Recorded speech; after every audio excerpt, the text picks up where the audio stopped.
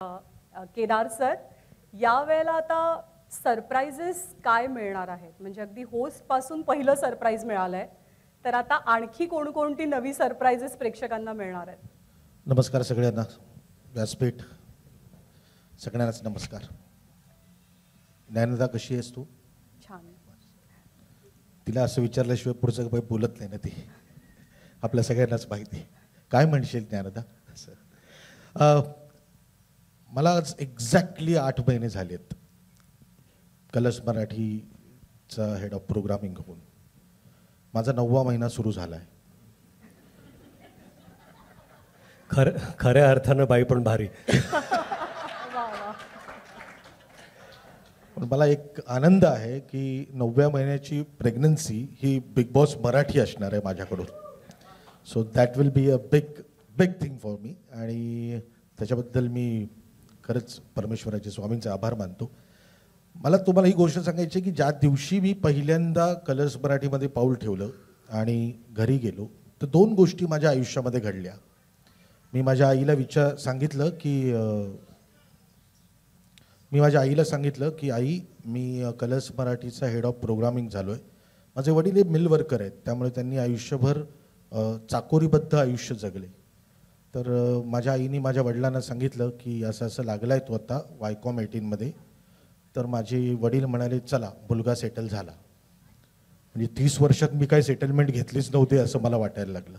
आणि दुसरा प्रश्न माझ्या आईने विचारला, बाकी सगळं मरू दे, बिग बॉस कधी येणार आहे? तर मी म्हटलं हे कनेक्शन जे आहे प्रत्येक मराठी घरामध्ये या बिग बॉस मराठीचं कनेक्शन आहे.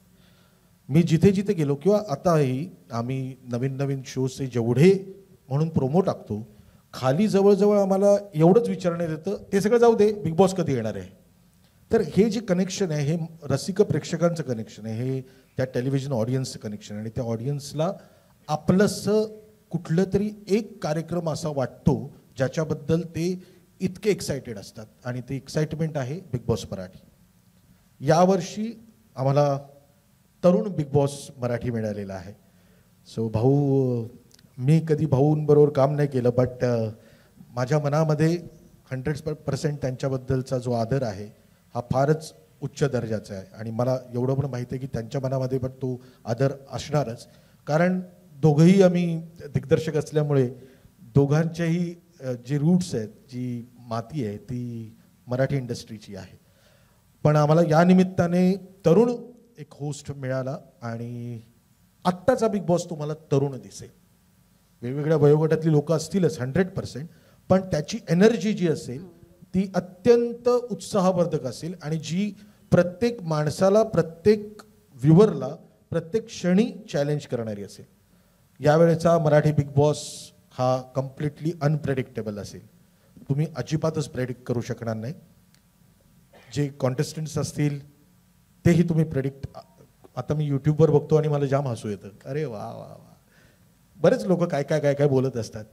पण मला आनंद आहे की याच्याबद्दल एवढी चर्चा होते, पण आजच्या दिवसानंतर ज्या काही आता चर्चा होतील त्या एवढ्या शिगेला पोचतील की 28 तारखेचा ग्रँड प्रीमियर आणि त्याच्यानंतरचे रोज रात्री 9 वाजता महाराष्ट्रातल्या घराघरामध्ये टेलिव्हिजन लागल्यानंतर फक्त एकच दिसेल, बिग बॉस मराठी आणि रितेश देशमुख. आणि मी ही तुम्हाला खात्री देतो, यावेळेचा सीझन हा आमचा, खरं तर माझा पहिलाच सीझन आहे. मी आयुष्यामध्ये 17 सीजन्स, आपके 17 सीजन्स जो हिंदी के होते हैं वो मैंने टेलिव्हिजन पे देखे है. मराठीचे सीजन्स मला बघितलं, पण मला कधी असंच वाटलं नव्हतं की मी कधीतरी बिग बॉसच्या त्या सगळ्या कुटुंबाचा एक भाग होईल. आज मी त्या ठिकाणी जातो, प्रत्येक गोष्ट बघतो. मी खरं सांगू तुम्हाला अगदी मनापासून, आणि मी खूप खरं बोलणारा माणूस आहे, कारण हेड ऑफ प्रोग्रामिंग वगैरे या सगळ्या खुर्च्या झाल्या. शेवटी मी माणूस आहे, आणि मला तुम्ही एक कलावंत म्हणून ओळखता आणि लेखक दिग्दर्शक म्हणून ओळखता. हा जो अख्खा प्रवास आहे हा अत्यंत एक पॉवर पॅक फिल्म करण्याचा प्रवास आहे. म्हणजे असंख्य लोकांचे कष्ट यात आहेत. हा कुणा एका माणसाचा कार्यक्रम नाही आहे. जेव्हा 100 कॅमेरे लागतात आणि त्याच्या बरोबरीने 300-400 लोक जेव्हा एका डोक्याने काम करायला लागतात. आज या सगळ्यांचं प्रतिनिधित्व रितेश भाऊ करणार आहेत, आणि ते संवाद साधणार आहेत कॉन्टेस्टंटशी, किंवा रसिक प्रेक्षकांच्या बद्दल पण जे नातं रितेश भाऊंचं निर्माण होईल ते ते त्या रसिक प्रेक्षकांचं आणि रितेश भाऊंचं नातं असलं तरी आपल्या सगळ्यांचं ते नातं असणार आहे. मी खूप स्वतःला भाग्यवान समजतो, कारण मला असं वाटतं की वरच्या कुठेतरी माझ्या आयुष्यात पण कुठेतरी एक बिग बॉस आहे आणि त्यांनी मला बरोबर 8 महिन्यापूर्वी या घरात टाकलेलं आहे आणि मी खेळतोय चांगला. आलोकजी, सुषमा, माझे होस्ट वेगळे आहेत, आलोकजी आहेत, सुषमा आहेत, ते होस्टिंग करतात माझं. मध्ये मध्ये मी जेव्हा चुकतो तेव्हा मला सांगतात, मध्ये मध्ये मी बरोबर असतो तेव्हा शाबासकी देतात, मग कसं खेळायचं हे मला सांगत राहतात. सो थँक्यू या फॅमिलीचा मला भाग करून घेण्याबद्दल. आणि मी तुम्हा सगळ्यांना एक खात्री देतो, आजपर्यंत जेवढे म्हणून माझ्या कलाकृती लोकांना आवडलेल्या आहेत, लोकांनी डोक्यावर घेतलेले आहेत, मला असं वाटतं बिग बॉस मराठी हा कळस असेल. Thank you very much. भाऊनी प्रोमोमध्ये सांगून टाकलं आहे, सगळे कॉन्टेस्टंट चक्रव्यूहामध्ये शिरणार आहेत. बस एवढंच आहे, इतकंच बोलण्यासाठी. चक्रव्यूह, बिग बॉस इज चक्रव्यूह. मी या निमित्ताने फक्त एवढंच सांगेन की मी माझ्या टीमला आणि एंडबॉलच्या टीमला थँक्यू म्हणतो की ज्या पद्धतीने ते सगळे काम करतात. माझी वायकॉम 18 मधली कलर्स मराठीची टीम आहेच, ते सगळे माझ्याबरोबर असतात, मग ते नॉन फिक्शनची लोक असतील सगळेच. पण एंडेमॉलची पण टीम, म्हणजे कसं असतं ना की लग्न लावायचं असेल ना तर नवरा बायको याच्यापेक्षा पण ना 2 घराणी एकत्र येण्याची गरज असते. तर ते करेक्ट 2 घराणी आता एकत्र आली आहेत, एंडेबॉल आणि वायकॉम, त्यामुळे हे लग्न छान होईल.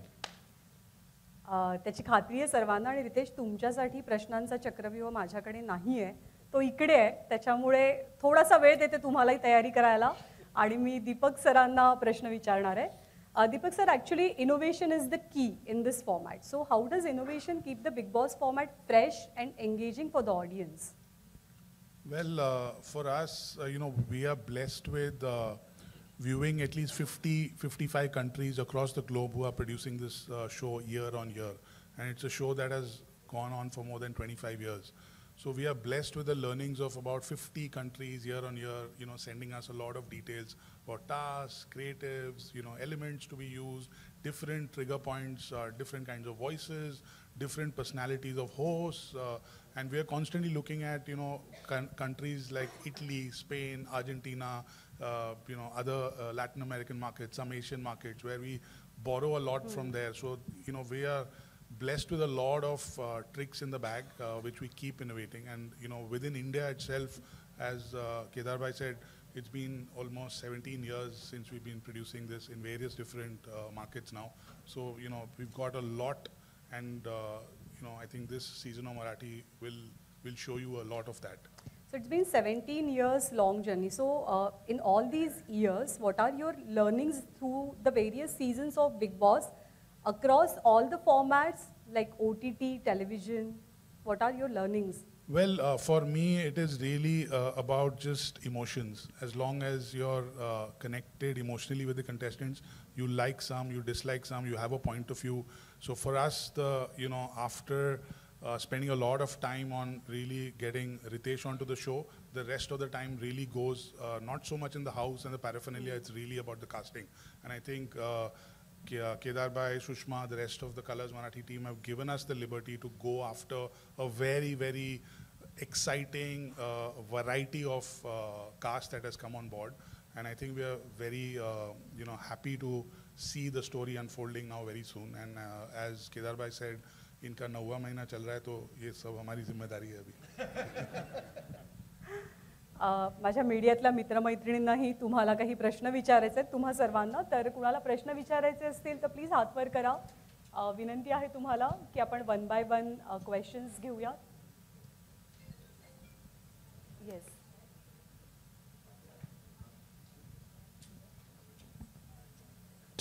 गायत्रीला मी रिक्वेस्ट करेन की माईक पॉज ऑन करायला.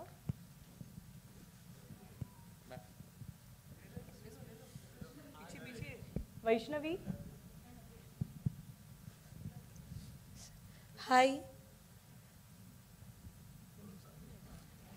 रितेश सर, मेरा सवाल आपसे है. जी. जैसे कि आपको पता है बिग बॉस OTT चल रहा है, अनिल कपूर सर होस्ट कर रहे. काफ़ी लोग ने ये कहा है कि अनिल कपूर सर जो सलमान सर कर रहे वैसा नहीं कर रहे. आपके ऊपर भी सेम एक ऐसी चीज़ें आ गई है. आप क्या कहना चाहोगे, कितना कंपटीशन लग रहा है आपको, या ये आप कर पाओगे? वाह,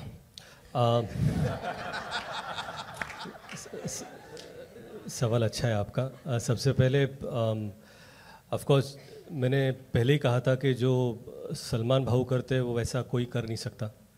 और अनिल सर को मैं बहुत अच्छी तरह जानता हूँ, मेरे सीनियर है, हालांकि हम एक दूसरे को दोस्त मानते हैं।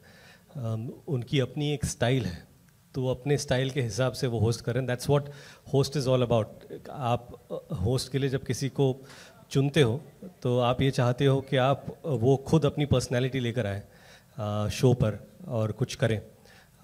तो वही मैं कोशिश करूँगा।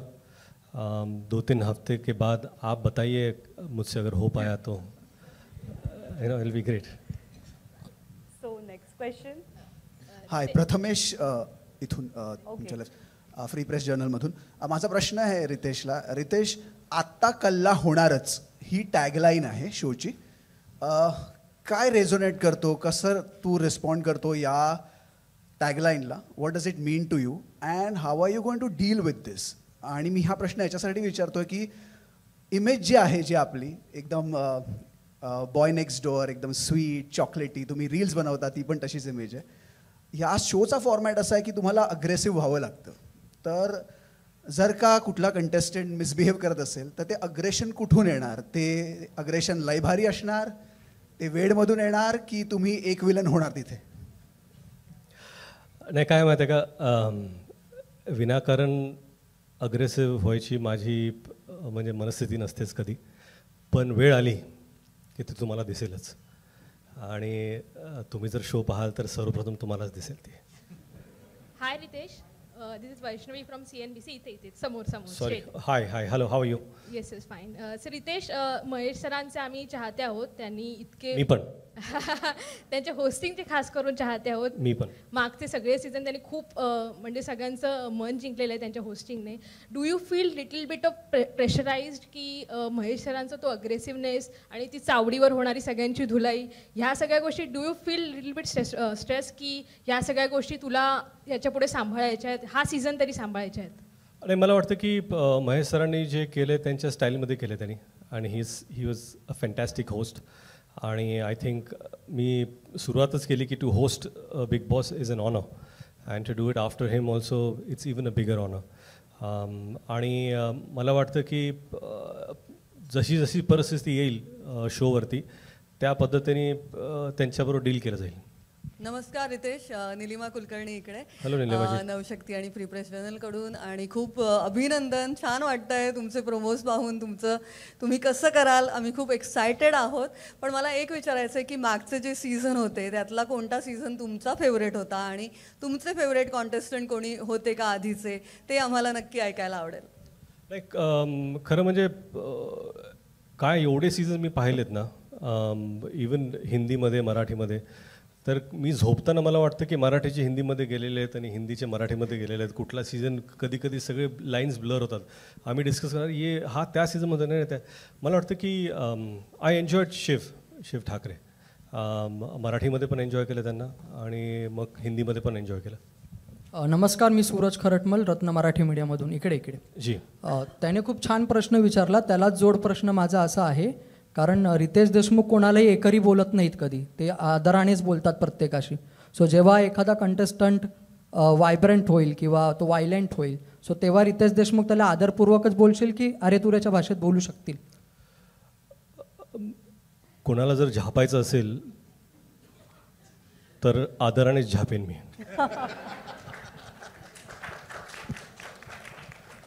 आणि हे पाहणं इंटरेस्टिंग असेल की आदरानं कसं झापलं जाईल हे. Hello sir, this is Atisha from Rajshri Marathi. Sir here. Yes first of all sir, Kedar sir तुम्हाला सुद्धा आणि Alok Jain sir, for you also thank you so much for bringing our favourite hero as a host of this show, which brings me to the question that what was the strategy behind asking Ritesh sir about to be the host, and what was the process of that the discussion with Kedar sir that we should bring Ritesh sir as the host of this season?